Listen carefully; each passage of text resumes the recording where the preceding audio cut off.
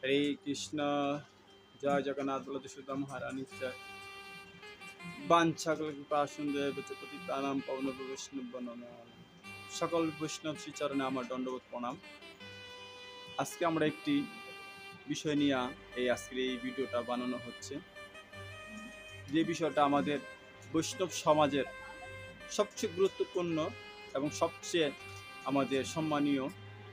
সেই বিষয়টা হচ্ছে যে দু একদিন আগে পশ্চিমবঙ্গে ভারতবর্ষে একটি স্কুলে একটি ভক্ত মেয়ে সে তিলক দিয়া স্কুলে গিয়েছিলেন এবং তাকে অনেকবার তার টিচার এই তিলক দেওয়া নিষেধ করেছেন। আমরা জানতে চাই যে এই তিলক দেওয়া নিষেধ কেন বলেছেন, সে কি হিন্দু না মুসলিম, সে টিচার, সেটা আমাদের জানতে হবে। দ্বিতীয়ত যে উনি কোন জায়গায় পাইছে, কোন অধিকারে এই ভক্ত মেয়েকে তিলক দিতে নিষেধ করেছেন।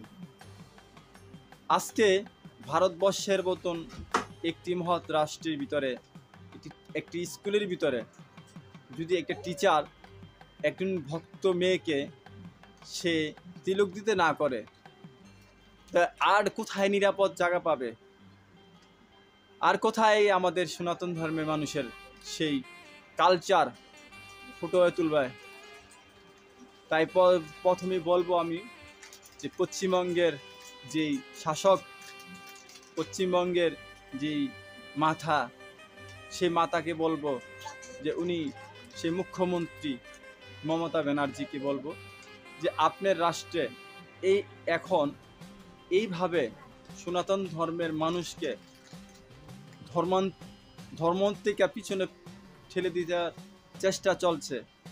আপনার তো একজন সনাতন ধর্মের, বাদ দিলাম কোনো ধর্মবাদ, সনাতন ধর্ম বলি বা অন্যান্য ধর্ম বলি বাদ, কিন্তু যার যার ধর্ম স্বাধীনতা প্রতিটা মানুষের আছে, প্রতিটা মানুষের সেই ধর্ম স্বাধীনতা আছে, কিন্তু সেই স্বাধীনতার মাঝে হাত দেওয়ার ক্ষমতা কারো নাই। কারণ আমার সনাতন চিরন্তন সত্য, সেই চিরন্তন সত্যকে মিথ্যা করার মতন কারো ক্ষমতা নাই। হাজার হাজার মনি ঋষি, হাজার হাজার যুগ, হাজার হাজার বছর চলে গেছে, এই সনাতন ধর্মে এখনো সেই পৃথিবীতে রয়েছে। বহুত ধর্ম হয়েছে, কিন্তু সনাতন ধর্মকে